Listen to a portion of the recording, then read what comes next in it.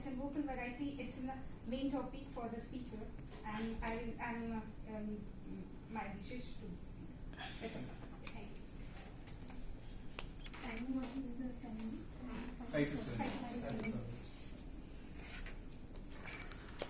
Today I'm going to speak about Karpura Gauram and his favorite night.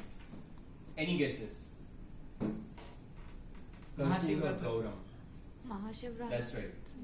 Lord Shiva is also known as Karpura Gauram. Now, why this name and why a significance for Mahashivratri? So let's start with Karpura Gauram. Karpura means camphor, kapur. Camphor and Gauram means something which is bright as camphor, as white as camphor. Now, why would Shiva be called as Karpura Gauram? He's not white in when we see his complexion. But here's the physical reasoning behind it. In physics, when you see light, you will find that all colors are there in white light, and it reflects a surface. When it reflects white light, it is giving away everything. It is not keeping anything with itself. And this is the best quality of Shiva. He's one God who is not greedy. You offer him anything and he'll give you back 10 times. He does not hold on anything to himself. So that's why Shiva is also known as Karpura Gauram, which is as white as camphor, who does not hold back anything to himself.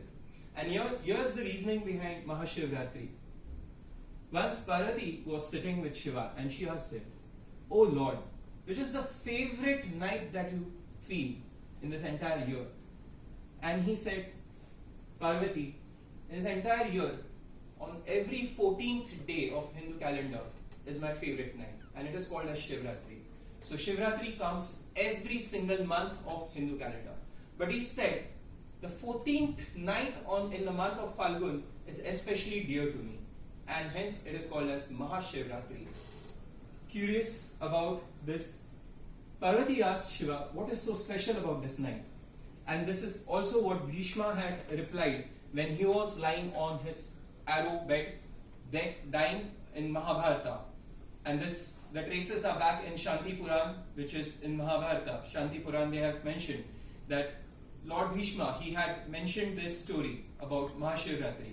And the story goes that in the city of Varanasi, there was a king, and his name was Chitrabhanu. And he used to be a king who used to remember his past life. So he was a divine king. And once upon a time, there was a sage who came to Chitrabhanu, and he asked, "Hey Chitrabhanu, on every 14th day of the month, you fast. What is the reasoning behind it?"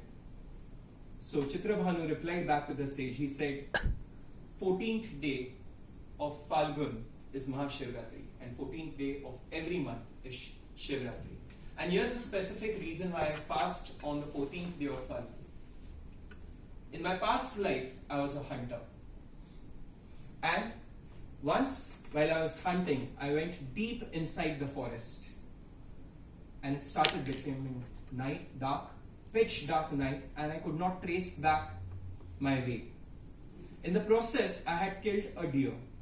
The deer lied there dead. But there came a lion, and he was about to kill me. So I quickly went and climbed an apple tree, an wood apple tree. And while sitting over there, I prayed to God that let this lion go. But the lion was not ready to go, and hence I had to stay there. Now for the entire night, there is lion sitting, there is a deer which is dead, and there is Chitrabhanu in his past life, and he is sitting on the tree. And just to make sure that he does not fall asleep and fall down, he started breaking the leaves of the tree, wood apple, and he started putting it down, and he started counting it. That kept him awake for the entire night.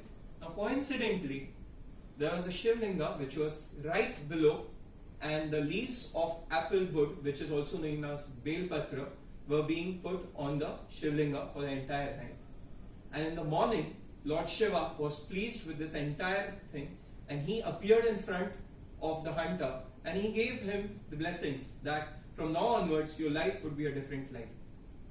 The hunter forgot this, and in the morning he went to the market and he sold the deer, and he came back and he was about to eat food. Now, entire night he has not eaten anything, and he was thirsty.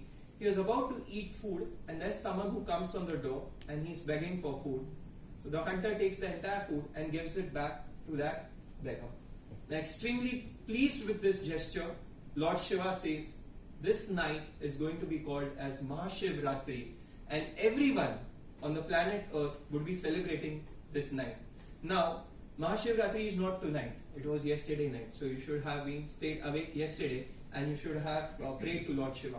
Now, this is the reasoning why we stay awake for the entire night and we pray for Lord Shiva during the Mahashivratri night. There's also one more legend why Mahashivratri night is considered special. And the story goes that once upon a time there was a war which was happening between the demons and the gods, and the demons decided that whatever they were into a Samudra Manthan, which is also they were moving a mountain, and there were gems which were coming out of the mountain. And while it was happening, there came a pot of poison which came out, and everyone was now anxious what would happen, because the entire world would be destroyed.